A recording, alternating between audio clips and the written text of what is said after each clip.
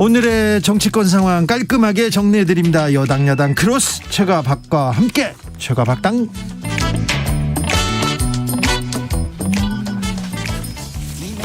여야 최고의 파트너입니다. 주진우 라이브 공식 대변인입니다. 두 분 모셨습니다. 박성준 더불어민주당 의원 어서 오세요. 네, 안녕하세요. 네, 안녕하십니까. 최영두 국민의힘 의원도 오셨습니다. 네, 안녕하십니까. 요새는 국감 때문에 바쁘셨죠? 예, 국감이 이제 끝났습니다. 그리고는 뭘로 바쁘십니까? 오늘 이제 저는 예결위원이어서 예.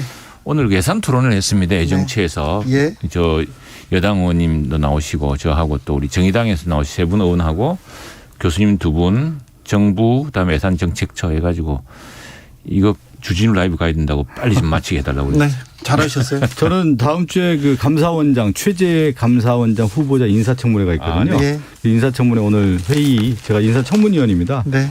회의하고 이제 지금 준비하고 있습니다. 네. 오늘 10월 26일입니다. 역사적으로 한국 현대사에 가장 뭐 중요한 일들이 있었던 날인데 오늘 또 노태우 전 대통령이 노태우 씨가 이렇게 숨을 거뒀습니다. 네, 좀 역사적인 날입니다 오늘. 자, 오늘 청와대에서는 문재인 대통령과 민주당 이재명 후보 차담이 있었습니다. 이걸 뭐 예상은 했는데 중요한 시기에 만났는데 뭐라 말이 많습니다. 어떤 얘기가 오갔는지 일단 청와대 다녀오겠습니다. 네. 이렇게 경쟁을 치르고 나면 그 경쟁 때문에 생긴 상처를 또 서로 좀 아우르고 다시 하나가 되는 게 중요한데 그렇습니다. 그런 면에서 1월 날 이낙연 전 대표님하고 해도 아주 좋았다고 생각합니다. 이재명 대표 후보님은 지난 대선 때 저하고 당내 경선에서 함께 경쟁했고 또 경쟁 마친 후에 또 다시 또 함께 힘을 모아서 함께 정권 교체를 해냈고 그동안 또 대통령으로서 또 경기지사로서 함께 이제 국정을 끌어왔었는데 이제 나는 이제 물러나는 대통령이 되고 많이 남았습니다. 후보께서 또 새로운 후보가 계셔서 여러모로 감회가 깊습니다. 어떻게 보셨습니까, 최영두 의원님? 그 빨리 우리 저 당 대표하고도 네. 1대1로 만나서 지금 특검 문제도 좀 상의해 줬으면 좋겠습니다. 우선에 12년 전인가요? 2012년이죠. 2012년에 당시 이제 여당 후보로 확정된 박근혜 후보하고 이명박 대통령 만날 때 그 당시 민주당이 했던 발언이 우리 야당 요번에 야당 발언한 거 보면 그건 뭐 아무것도 아니에요. 그때 뭐라고 했어요? 그때 내가 있었는데 어마무시한 말들 했습니다. 무슨 뭐 모의하느냐 뭐 하느냐 정권 연장 획책 뭐 하느냐 해서 민주당에서 많이 했는데 저는 뭐 야당이 그런 의심을 갖는 게 당연하다고 생각합니다. 예. 그리고 이제 왜냐하면은 지금 더군다나 이재명 후보는 대단히 죄송합니다만 국정감사의 질의에서 답변대 나왔지만 서울지검장이 했지만 지금 피고발 상태입니다. 피고발 상태고 해서 더구나 대통령께서 지난번에 이 대장동 사건을 엄밀하게 엄정하게 빨리 하라 그랬습니까? 해가지고 수사 중이고 어쨌든 검찰총장 경찰청장을 임명하는 임명권자인데 그분이 이제 이런데 더구나 비공개로 만났다고 하니 그런 일은 없어야겠지만 과거에 2012년으로 돌아가 보면은 야당의 그런 의심이 충분히 가능하겠구나 생각이 듭니다. 박성준 의원님. 그 2012년 얘기를 하시는데요. 그 이명박 당시 현 대통령이었고 그다음에 미래 이제 후보는 박근혜 후보였는데 박근혜 후보가 아마 제안해서 만난 것으로 알고 있는데 2012년 당시는 뭐냐면 이명박 대통령이 2012년 4월 총선 이후에 식물 대통령이었습니다. 사실상. 그러니까 박근혜 대통령의 힘이 가장 쏠렸을 때 당시에 이제 만났던 상황이었고 그러면서 이제 그 당시 이제 국민의힘 그러니까 전신이었던 뭐 새누리당의 이제 정권 재창출이 된 시기였고요. 이번에 이제 이재명 후보와 문재인 대통령의 만남은 민주당의 이제 핵심 가치라고 할 수 있지 않겠습니까? 민생이라든가 개혁, 이 평화와 관련된 부분들을 잘 수행해야 된다. 이런 역사적인 의미를 좀 부여했다고 좀 볼 수가 있을 것 같고요. 결국은 문재인 정부의 또 성공이 다음 민주당 정부의 성공이고 또 역사적인 어떤 과업들이 이뤄가는 과정이다. 이렇게 그런 만남으로 좀 평가를 해야 될 것 같습니다. 2012년 이명박 박근혜 회동 이후에 국정원, 군 경찰에 댓글 공작 계속 있었습니다. 그런 것까지 생각한다면 더더구나 이런 만남이 있어서는 안 되겠죠. 안 그렇습니까? 그렇습니다. 예, 왜냐하면은 그래서 지금 대통령이 다음 후보를 도와주기 위해서 무슨 수단을 다 쓰겠다 이렇게 나온다면은 곤란한 일 아니겠습니까? 그러면 안 되죠. 예. 네. 저 최영도 의원님 제가 이런 말씀 안 드렸는데 그런 국정원 댓글 이런 조작을 했던 사람들은 늘 의심을 합니다.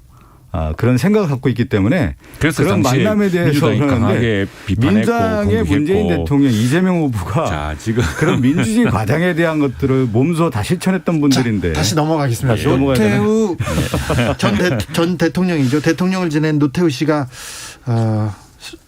숨졌는데 예. 이 부분에 대해서 당에서는 또 어떤 분위기입니까? 저는 당에서는 이야기 못 들었는데 사실 오늘 탭 집회 때문에 저는 개인적으로 생각합니다.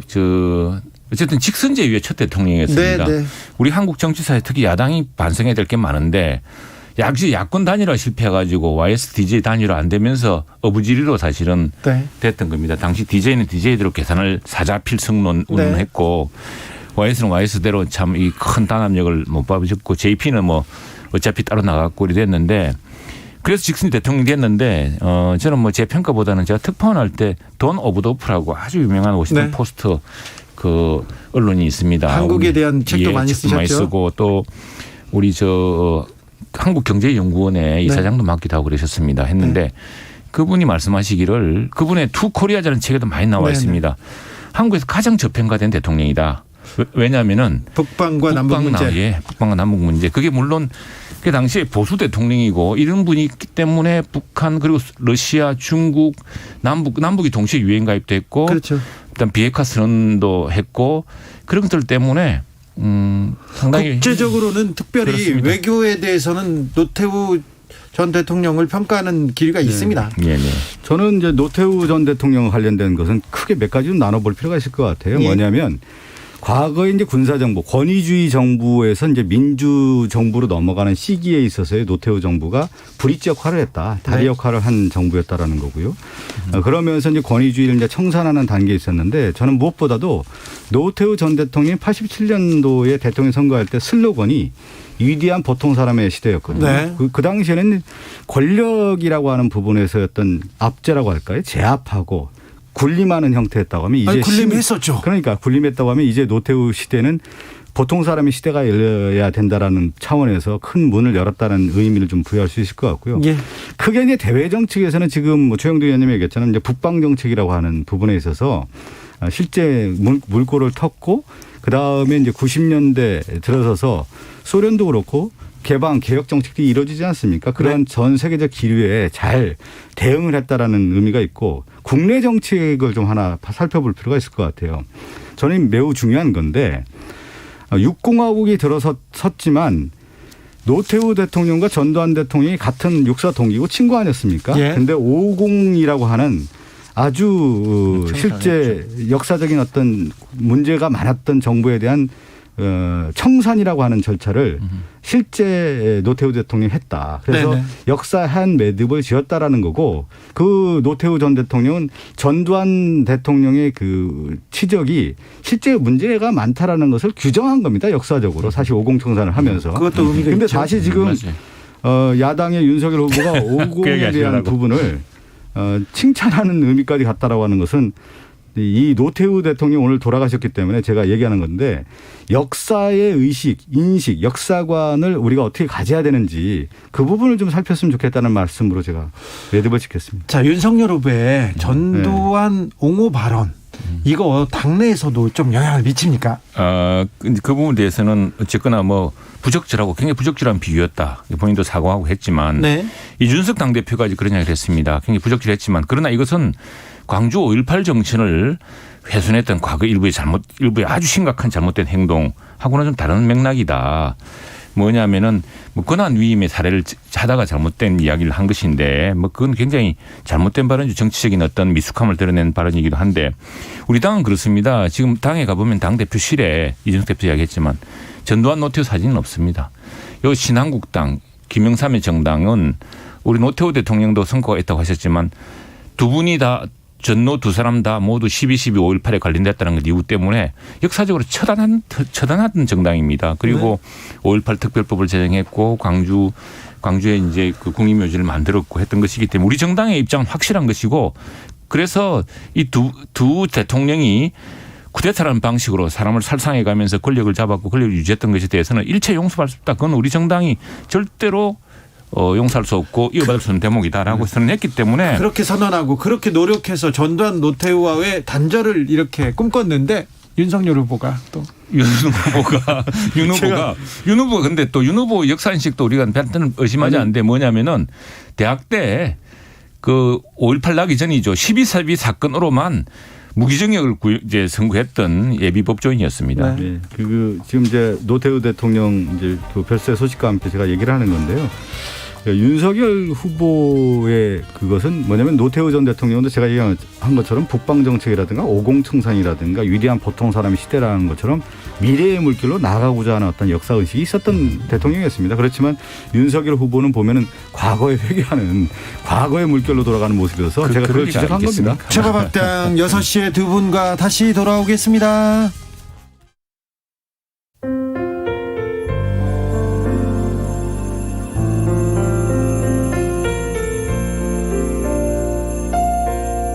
KBS 라디오 연중기획 희망충전 대한민국 453번째 이야기. 안녕하세요. 아나운서 이현주입니다. 은희 엄마는 7살과 4살 그리고 7개월이 된 은희까지 세 딸을 지키기 위해서 이혼을 결심했습니다. 도박 중독인 남편이 수시로 대부업체에 빚을 지는 것도 모자라 어린 딸들한테 손찌검을 시작했기 때문입니다. 남편을 피해서 잠시 친척집에 머물고 있지만 언제까지 이 생활을 지속할 수 있을지 모르는 상황. 엄마는 그저 아이들이 아무 걱정 없이 안정적인 환경에서 자라길 바라고 있는데요. 이혼 숙려 기간이라서 한부모 혜택을 전혀 받을 수 없는 지금 은희 엄마가 할 수 있는 건 아이들 곁에 있어주는 것뿐입니다. 은희네 가정이 더 이상의 아픔과 걱정 없이 따스함으로 가득 채워질 수 있도록 여러분이 지금 힘을 모아주세요.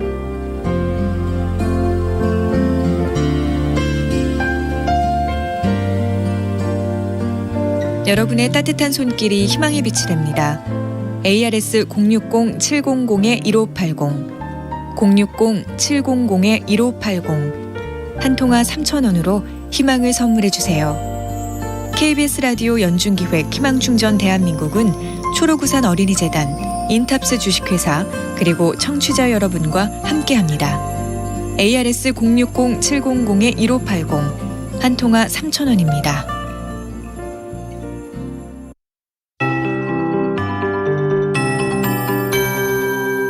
KBS 58분 날씨. 내일은 미세먼지 농도도 좀 나쁜 곳이 있겠고 비도 살짝 지나겠습니다. 내일 오전 중에 새벽녘에 중부지방에 내리는 비는 피하시는 게 좋겠습니다. 먼지 농도가 높아진 상황에서 내리는 비인데 양은 많지 않고 5mm 미만이고요. 내일 새벽 한때 수도권과 강원 영서, 충청 북부 이렇게 일부 중부지방은 한때 비가 조금 오겠습니다. 비가 내리고 나면 전국이 흐리다가 점차 오전부터 맑아질 것으로 예상합니다. 하고 있습니다. 현재 또 미세먼지 농도 상황을 보니까요. 중서부 지역 대기가 정체되면서 지금 초미세먼지 농도가 나쁨 상황입니다. 일부 지역으로 드문드문 좋지 않은데요. 밤새 이렇게 중서부 쪽으로 좋지 않은 대기질은 내일도 국내외 미세먼지로 인해서 대부분 중부지방은 오전에, 남부지방은 오후에 농도가 높게 나타날 것으로 예상하고 있습니다. 오늘은 가끔 구름이 많겠습니다. 제주도만 맑은 하늘 이어지겠고요. 기온 분포 내일 아침 오랜만에 서울은 두 자릿수의 최저기온 예상이 됩니다. 내일 아침 서울은 10도, 전국적으로도 7도에서 13도로 오늘보다 2, 3도 높고 평년보다도 살짝 반짝 높아지긴 하겠고요. 내일 낮 기온은 서울 18도 등 전국이 오늘과 비슷한 낮 기온으로 평년과 비슷할 것으로 예상하고 있습니다. 지금 서울 기온 15.7도입니다. 최영우였습니다.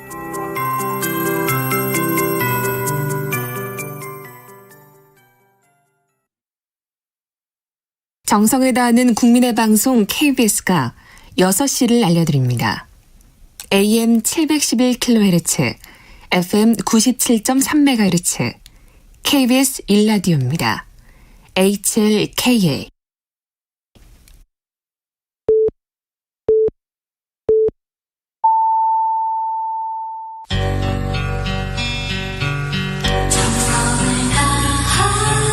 정성을 다하는 국민의 방송 KBS 주진우 라이브. 그냥 그렇다고요. 주진우 라이브 2부 시작했습니다. 지역에 따라 2부부터 들어오신 분들 계시죠? 지금 막 라디오를 켜신 분 계시죠? 어서 오십시오. 잘 오셨습니다. 못 들은 1부는 방송 끝나고 유튜브에서 주진우 라이브 검색하시면 들으실 수 있습니다. 라디오 정보센터 다녀오겠습니다. 조진주 씨. 문재인 대통령은 한국은 코로나 아세안 대응기금에 500만 달러를 추가로 공여해 아세안의 백신 보급 속도를 높이고 글로벌 공급망 안전을 위한 협력을 강화해 아세안 경제 회복에 기여할 것이라고 밝혔습니다. 제13대 대통령으로 내란죄를 선고받고 복역했다가 사면된 노태우 전 대통령이 오늘 사망하면서 그가 국가장이나 현충원 안장 같은 예우를 받을지 여부는 조만간 열리는 임시 국무회의 심의와 대통령 결정을 통해 가려질 전망입니다. 더불어민주당 송영길 대표는 노태우 전 대통령의 사망과 관련해 노소영 씨에게 따로 전화를 걸어 조의를 표했다고 말했습니다. 정의당은 노태우 전 대통령의 사망과 관련해 애도를 표하면서도 진정어린 참회도 없이 생을 마감한 고인에게 안타깝고 무거운 마음을 지울 수 없다는 입장을 밝혔습니다. 지금까지 라디오 정보센터 뉴스였습니다. 저가박당 박성준 최영두 박성준 두 의원과 함께하고 있습니다. 조혜숙님께서 윤석열 씨는 걔한테 사과를 했지 국민들에게는 제대로 된 사과를 하지 않았습니다.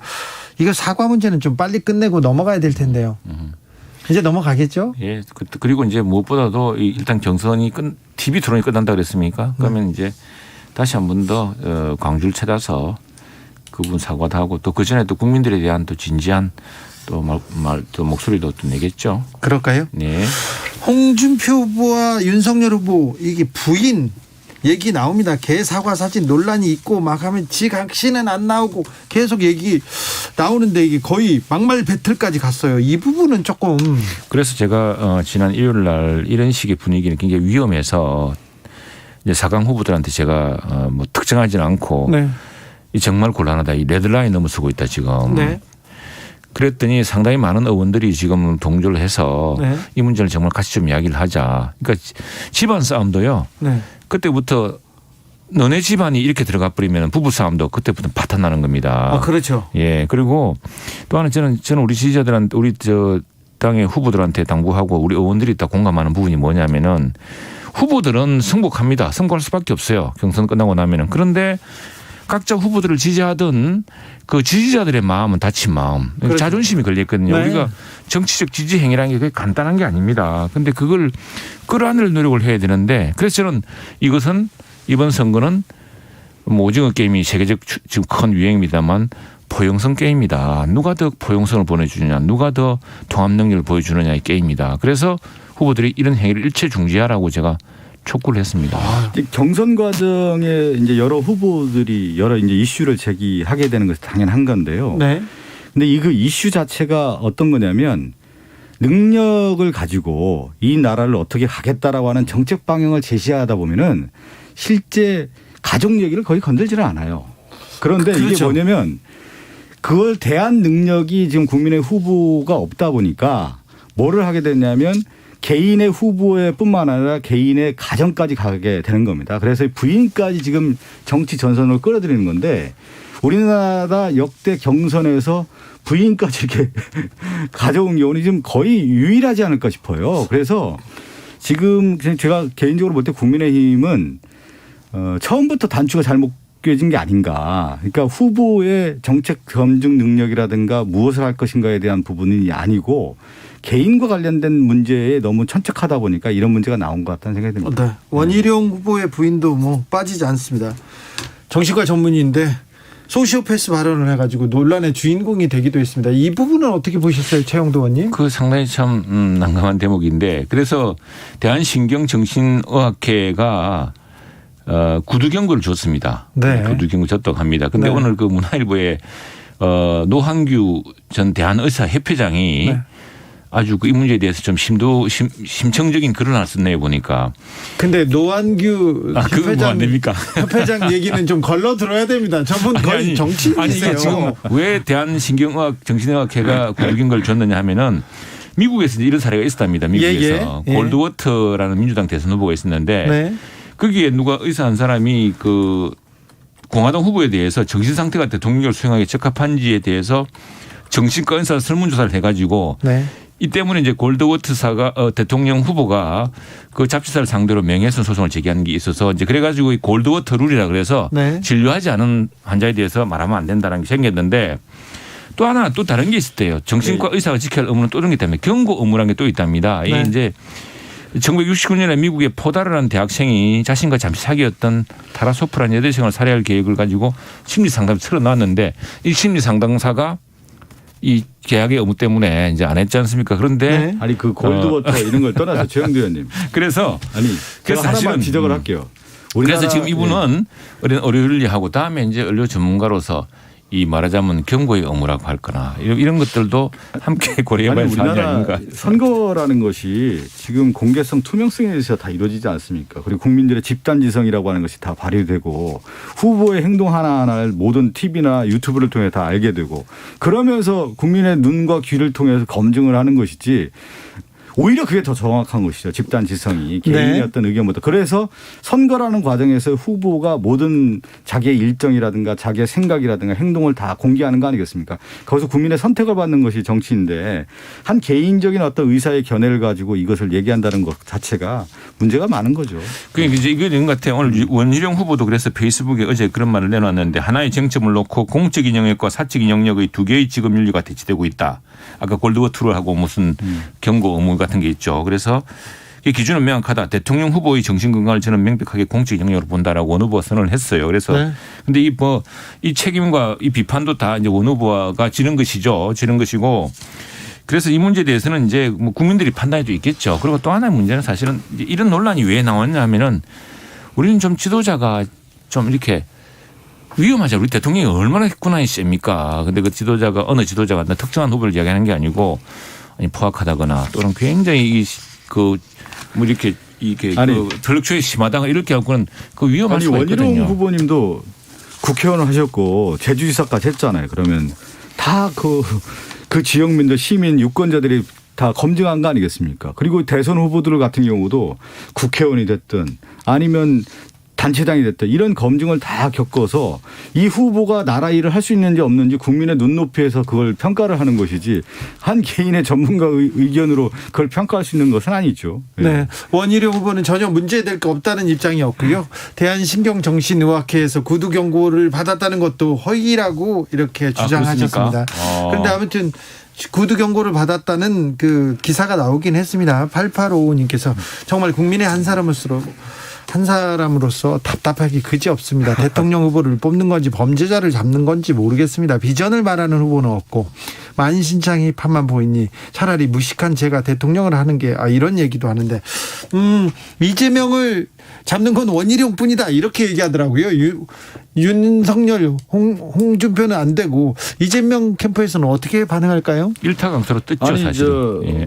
원희룡 후보도 장점이 있죠. 그동안의 어떤 정치적인 업적도 있고 그렇기 때문에 야당의 후보에 여기까지 온 거 아니겠습니까? 그렇지만 장점은 얘기 안 하고 이재명만 얘기하더라고요. 그건 뭐냐면 이제 원희룡 후보가 그런 대안 능력이 없는 것이죠. 자기의 색깔을 가지고 자기의 승부라고 하는 카드를 내세워야 되는 건데 결국 모든 선거에서 타 후보에 대한 네거티브만 해가지고는 어떻게 되겠습니까? 자신의 파지티브 전략이 있어야 되는 것이죠. 그것이 없는 것이 원 후보의 한계이죠. 최영도 의원님, 대장동으로 뜨겁습니다. 하지만 고발 사주 의혹 만만치 않습니다. 손준성 검사 오늘 영장 실질 심사를 받았고요.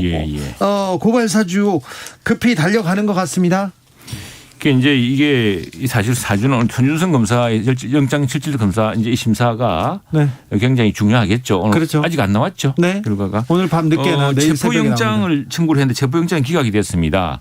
그래서 지금 이 손준성 검사는 자기가 11월 1일인가 출석하겠다고 이야기했는데 이제 공수처가 이런 걸 보냈다 그래요. 공수처가 문자로 구속영장 청구 전날인 22일에 국민의힘 경선 일정 등을 고려해서 조속한 출석 조사가 필요하다는 문자를 보냈다고 합니다. 그러니까 이 경선 일정을 감안한 지금 조사를 하고 있는 거죠. 그러나 자, 손준성 검사의 이게 유무죄는 이제 한번 따져봐야겠죠. 따져봐야 될 테고 그게 지금 고발 사주를 해서 윤석열 총장을 엮어 넣기 위한 지금 거 아니겠습니까? 윤석열 총장이 만일 이걸 당해 줘서 야당이 고발하게 해라. 그러면은 우리 당 수사가 이렇게 하게 해라. 뭐 이런 건데 정말 그 소설 같은 이야기인데 그 몇 단계를 거쳐 입증해야 될 문제고 어쨌든 제일 중요한 건 손준성 검사가 실제로 그런 문서를 작성했냐 여부입니다. 그 진실 오늘 드러나겠죠. 그렇죠. 예. 아니 근데 손준성 검사는 이제 수사정보정책관이었고 이 수사정보정책관은 윤석열 총장의 수족과 같은 지위를 있는 사람이기 때문에 그리고 이제 손준성 검사가 그건 이제 그런 주장이고요. 아니 또 그렇지도 않습니다. 그거는 이제 검찰 조직내에서 드러난 얘기니까요. 주미애 장관이 이야기하지 않았습니까? 아니 그렇지 않습니다. 수사정보정책관이라는 것은 검찰에 있는 사람들은 다 아는 검찰총장의 직하에 있는 그 수족과 같은 역할이라는 것을 다 아는 사람이고요. 다 아는 거고요. 손준성 검사는 지금 고발 사주와 관련된 핵심 인물이고 정치적 중립성을 지켜야 할 이 검사가 고발장을 작성해서 누구에게 전달했습니까? 당시 미래통합당 후보였던 김웅 의원에게 전달했고 김웅 의원이 그 고발장을 미래통합당 법률지원단장인 정점식 의원에게 전달한 내용들이 지금 그대로 드러나고 있지 않습니까? 그 과정은 다 살펴봐야 되고 그 과정들에 대한 것들이 나왔기 때문에 명백한 증거가 나왔기 우리 때문에 야당 영장 청구를 한 의원으로서는 거죠. 누구든 그 입증 그게 무슨 무슨 비리 제보가 있으면은 비리 제보에 대해서 그 제보를 처리한 절차가 있는 겁니다. 그 절차에 따라서 정점식 의원이든 그다음에 김웅 의원이든 했을 수가 있는 것이고 제일 핵심은 실제로 손준성 검사가 누구의 지시를 받고서 이런 일을 했느냐를 이제 오늘 공수처가 입증해야 될 겁니다. 만약 검사가 야당 의원한테 고발장을 이렇게 써주고 야 고발해줘 그러면 우리가 수사할게 이렇게 됐다면 굉장히 심각하지 않습니까? 그런 소설 같은 이야기죠. 아니, 상식적인 얘기를 좀 드리면 왜냐하면 당시에 과연 그 윤석열 총장이 수족이 있는 시기였느냐 그리고 손준성 부장이 그게 윤석열 총장이 왜냐하면 추미애 저 장관이 한 이야기가 있거든요. 아니 잠깐만 이거 하나 지적을 하고요. 손준성 검사가 수사정보정책관이었는데 이런 고발장을 작성해서 야당 의원에게 그 29기 아닙니까? 김웅 의원과 같은 친구인데 이걸 전달해 줬는데 개인적으로 이게 전달할 수가 없는 거예요. 검찰 조직 내에서. 그리고 그걸 할 수 있는 사람도 아닌 거고요. 왜 그러냐면 검찰이라는 것은 조직으로 움직이는 거기 때문에. 그 부분은 수사가 돼야 되는 거죠. 자, 그런데 녹취록에서 김웅 의원이 얘기하잖아요. 그거는 김웅 의원은 또 문제가 있는 것 같지 않습니까? 그게 이제 또 김웅 의원은 그 무슨 죄를 지금 김웅 의원은 이게 들어왔는데 김웅 의원은 들어왔는데 그러면 이걸 갖다가 어떻게 고발을 하는 방식을 연구한 것 같아서 좀 보니까 불필요한 일을 한 것 같기는 한데. 그런데 이제 자 이게 뭐냐면은 손준성 검사든 누구든 이게 업무방해가 돼야 됩니다. 그러니까 의무에 없는 일을 상하관계 있는 사람이 시켰다는 것이 되는 거지. 이 고발 사주 자체가 범죄라는 것이 모든 사람은 누구의 비리라든가 고발할 의무가 있고 권리가 있습니다. 그런데 이제 이게 이제 검사가 했다는 것이 아니 검사가 이 공공의 이익을 위해서 일해야지 왜 이렇게 하느냐 이렇게 된 건데 그러면은 이 고발 사주의 핵심이 뭐냐면 그래서 이제 윤석열 당시 이 양반이 그 자기 저 밑에 있는 손준성 검사한테 시키고 그게 이제 그 말하자면 업무방해 같은 거. 왜냐하면 의무가 없는 일을 시킨 것이다라는 것인데 그걸 입증해야 됩니다. 입증해야 되고 근데 그 당시 상황을 보자면은 이거는요. 다 그 수족이 잘려가지고 뭐 거의 뭐 업무 배제됐을 때 총장이 그런 일을 했을 수 있겠느냐. 그 당시 2020년 4월 3일, 4월 8일 날 고발장이 이제 작성이 되는 건데 그 당시 고발장이 내용이 뭐였냐면 여권 정치인과 윤석열 전 총장과 윤석열 총장의 가족들에 대한 비리 의혹에 대한 부분을 언론에서 제기했던 언론인에 대해서 고발장을 작성한 겁니다. 그래서 고발 사주라고 하는 거 그러면 그 고발 사주의 주체가 누구였냐? 손준성 검사였는데 손준성 검사가 과연 혼자 했겠느냐? 이걸 오늘 이제 영장이 나오고 나서 수사의 핵심이라고 할 수가 있는 것이죠. 아무튼 또 하나 이제 이게 문제가 뭐냐면 고발 그게 뭐냐면 그래 뭐 두 개의 문구 있었다는 거 아닙니까? 근데 지금까지 나타난 사실은 앞에 문구 그거는 그냥 무살됐다는 거예요. 그거는 뭐 어디 간지 알 수도 없는 거고. 아무튼 이 고발장은 그거는 좀 하나 더 얘기하면 김웅 의원이 그동안에 계속 그 자신의 그 내용에 대해서 기억이 안 난다고 얘기했지만 조성은 씨와의 녹취록이 공개되면서 관련된 내용이 맥락상으로 다 드러나지 않습니까? 이거 그렇기 때문에 김웅 의원도 아마 소환 조사 되지 않겠습니까? 김웅 의원도 그걸 밝혀야겠죠. 김웅 의원이 빨리 밝혀야 돼요. 밝혀야 되는데 이제 네. 지금 이게 뭐 보니까 그 지금 저희 경선이 민감한 시점에 사실은 이게 무슨 이게 서로 뭐 김웅 의원에 대해서 이야기했던 건 김웅 의원 스스로 밝혀야 될 문제긴 하지만 저희도 좀 답답하긴 한데 어쨌거나 핵심은 손윤선 검사가 네.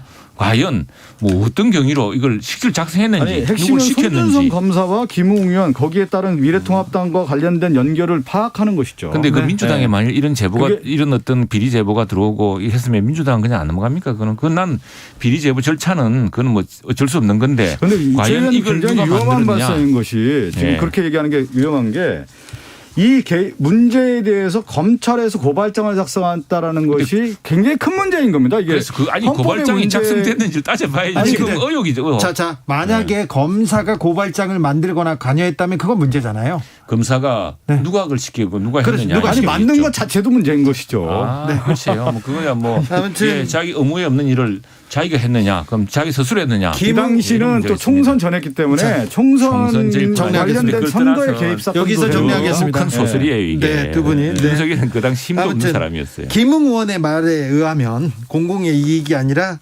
특별한 윤석열의 이익을 위해서 고발장이 작성됐습니다.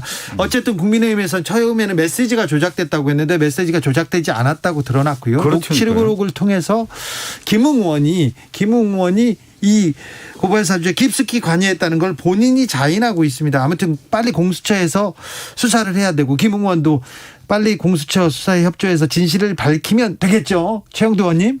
예. 네. 국가 원칙에 따라 수사하면 됩니다. 그렇죠. 뭐 야당의 경선 일정을 고려해서 지금까지 뭐 하다가 벌써 이게 조사된 게 뭐 8월 말부터 아닙니까? 아니, 그러니까 그렇죠. 손준성 검사가 왜 조사를 안 받고 계속 미뤘을까요? 아니요, 다 줬죠. 다 줬고 손준성 했지 검사가 않습니까? 제대로 검사로서 응하진 않았죠. 자, 조사에 대해서. 아니에요. 그만하겠습니다. 네, 이제 네, 가세요. 알겠죠. 네. 네. 제가 박당 박성준, 최영두, 박성준 경선 앞두고 이게 두 뭐 분 아니십니까 이게. 감사합니다. 특검 빨리 합시다. 예. 특검. 대장동. 감사합니다. 정치 피로, 사건 사고로 인한 피로,